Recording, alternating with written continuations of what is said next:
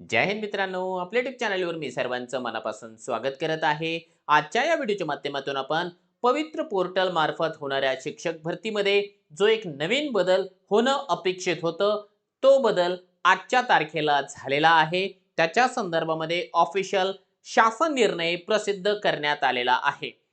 बरोबर ऐकलेलं आहे। जे शिक्षण सेवक म्हणून रुजू आहेत, ज्यांचा कार्यकाळ अपूर्ण आहे परंतु त्यांना आपली आस्थापना बदलायची आहे, अशा उमेदवारांना मागचा शिक्षण सेवक कालावधी गृहीत धरला जाणार आहे। त्याविषयी शासन निर्णय आलेला आहे।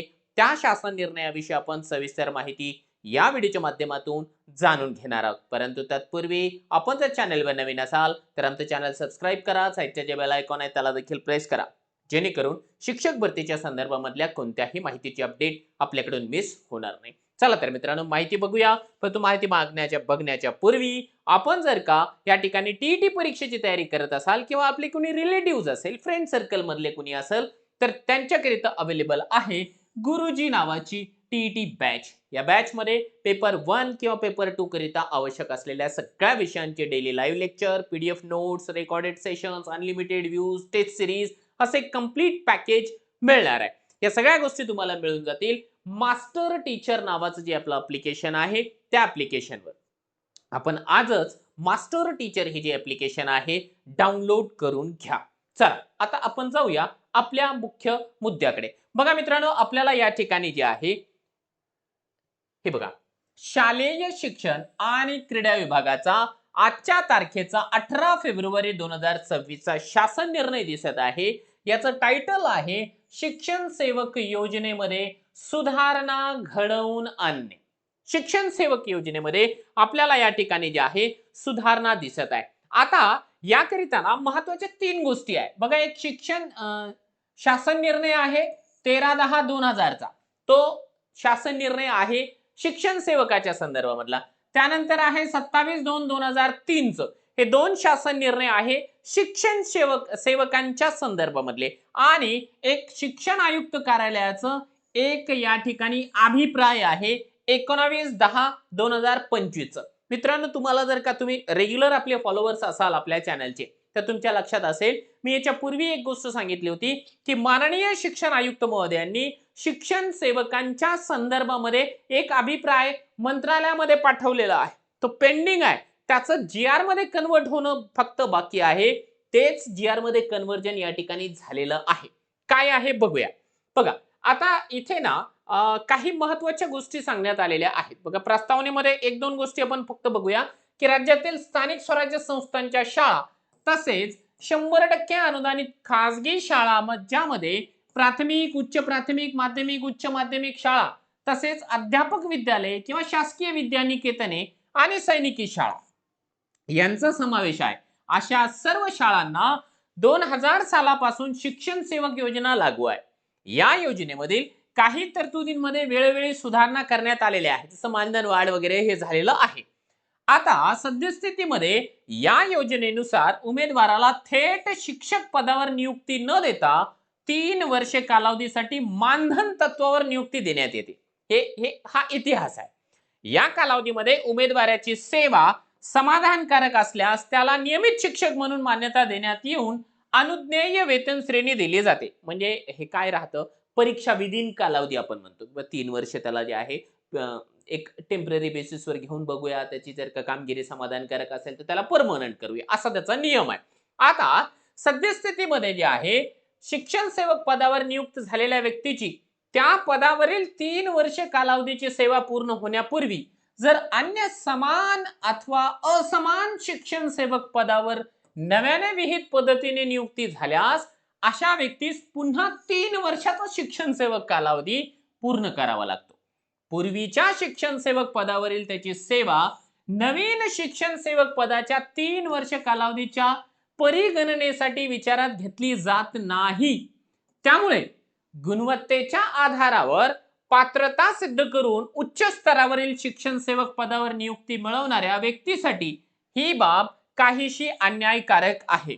म्हणजे काय आहे, आता इथून वरती आपण जे काही पाहिलं, शासनाने ही गोष्ट या ठिकाणी लक्षात घेतलेली आहे की बाबा एखादा व्यक्ती आहे, तो समजा 1ली ते 5वीला शिक्षण सेवक म्हणून रुजू झाला, त्यानंतर पुन्हा त्याने परीक्षा दिली, उच्च गुणवत्ता प्राप्त केली आणि 1, 2, 2.5 वर्षामध्ये जे आहे त्याची 6वी ते 8वी 9वी 10वीला सिलेक्शन झालं, तर परत त्याला नव्याने 3 वर्षाचा शिक्षण सेवक कालावधी करावा लागतो आणि खऱ्या अर्थानं त्यानं जी काही गुणवत्ता प्राप्त केलेली आहे त्या गुणवत्तेसोबत न्याय होत नाही. म्हणून आता जो आहे या ठिकाणी या 3 गोष्टींचा रेफरन्स घेऊन शासन निर्णय निर्गमित करण्यात आलेला आहे. आता शासन निर्णयामध्ये काय काय सांगितलंय बघा. शासन निर्णय सांगतोय आपल्याला स्थानिक स्वराज्य संस्थांच्या तसेच 100% अनुदानित खासगी शाळा किंवा इतर जे काही आहे जे की पवित्र पोर्टल मार्फत भरती केल्या जाते त्यातील कोणत्याही स्तरावरील व कोणत्याही माध्यमातील कोणत्याही शाळेत विहित मार्गाने शिक्षण सेवक पदावर नियुक्ती झालेल्या व्यक्तीची शिक्षण सेवक कालावधी पूर्ण होण्याआधी कोणत्याही स्तरावरील व कोणत्याही माध्यमातील पूर्वोक्त कोणत्याही शाळेत शिक्षण सेवक पदावर विहित मार्गाने किंवा नव्याने नियुक्ती झाल्यास त्या व्यक्तीस नवीन नियुक्तीच्या अनुषंगाने 3 वर्षाचा पूर्ण शिक्षण सेवक कालावधी लागू राहणार नाही.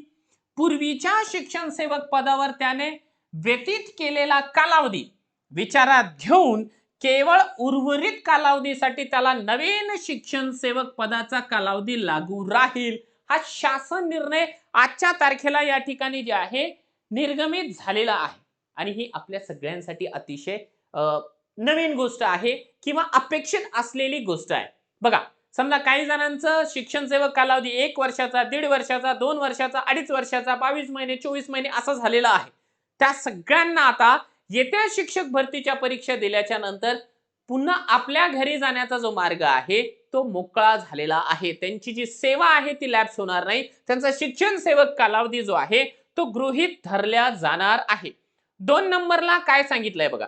सदर शासन निर्णय निर्गमित होण्याच्या दिनांकास ज्या उमेदवारांचा शिक्षण सेवक कालावधी चालू आहे केवळ अशाच उमेदवारांना हा लाभ अनुज्ञेय असेल. शासन निर्णय निर्गमित होण्याच्या दिनांकापूर्वी ज्यांचा शिक्षण सेवक कालावधी पूर्ण होऊन नियमित नियुक्ती झाली असेल अशा शिक्षकांना हा लाभ अनुज्ञेय राहणार नाही.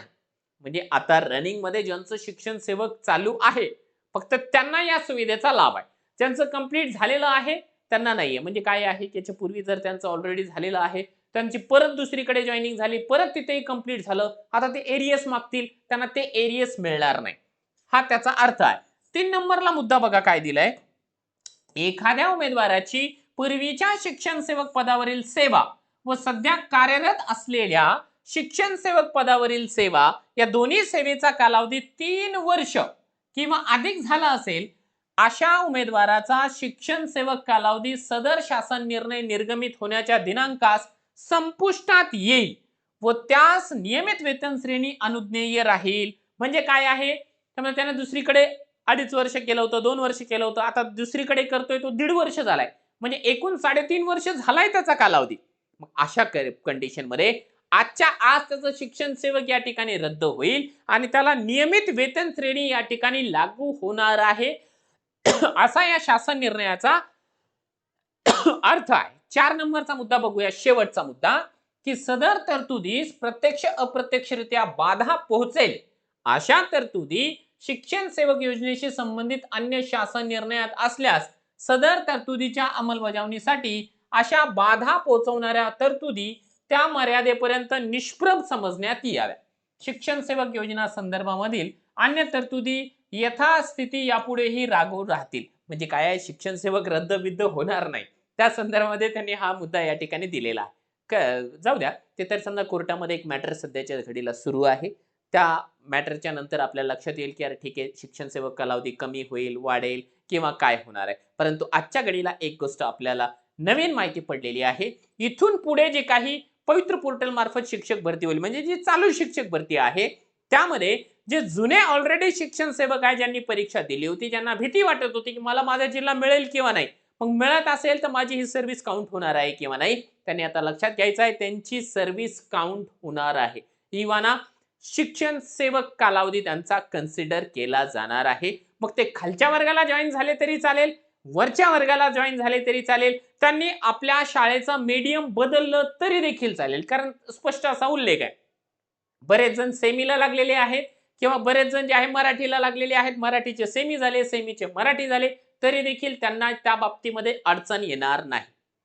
आता हा निर्णय योग्य आहे, अयोग्य आहे, त्यावरती आता चर्चा छेडली जाणार आहे, त्यामध्ये दुमत नाहीये. परंतु आपलं काम आहे की बघा या ठिकाणी जो काही शासन निर्णय आला, त्या शासन निर्णयाला एक्सप्लेन करणं आणि खऱ्या अर्थानं जे आहे, जर शासनानं या ठिकाणी बदली बंद केली असेल, कारण या शिक्षण सेवकांच्या जॉइनिंग लेटरवर क्लिअरली लिहिलेलं आहे की तुम्हाला या ठिकाणी बदलीचा अधिकार राहणार नाही. मग बदलीचा जर अधिकार राहणार नसेल, तर मग किमान त्यांच्या फेवरमध्ये एवढी जर का गोष्ट गेली असेल, तर त्या गोष्टीचं आपल्याला या ठिकाणी स्वागत करावं लागणार आहे. कारण लक्षात घ्या, बऱ्याच जणांना वाटेल की यार आता याच्यामुळे मेरिट वाढेल वगैरे वगैरे, काही होत नसतं. किंचितसा फरक होत असतो, पण तो लक्षात घ्या, हे जे शिक्षण सेवक आहे ते काही मंगळ ग्रहावरून आलेले नाहीयेत, ते आपलेच भाऊ बहीण आहेत. मग त्यांच्याकरिता आपल्याला थोडंसं तरी फेवर द्यावा लागणार आहे आणि ते काय असेच डायरेक्टली एंटर करत नाहीये, ते स्वतःची गुणवत्ता परत एकदा सिद्ध करून आपल्यासाठी या ठिकाणी जे आहे जॉबच्या शोधामध्ये आहे. ठीक आहे, आपल्याला जर का याच्या व्यतिरिक्त आणखी काही माहिती हवी असेल किंवा तुम्हाला या शासन निर्णयाविषयी काही मतं मांडायची असेल, तर आपण या व्हिडिओच्या खाली कमेंट बॉक्समध्ये आपली मतं मांडू शकता. आणि कोणाला जर का या ठिकाणी टीईटीची तयारी करायची असेल, तर आपण त्यांना जे आहे मास्टर टीचर हे ॲप डाउनलोड करून आज तयारी करण्यासाठी सजेस्ट करू शकता. परत भेटूया आपण पुढच्या व्हिडिओमध्ये. तोपर्यंत जय हिंद, जय महाराष्ट्र.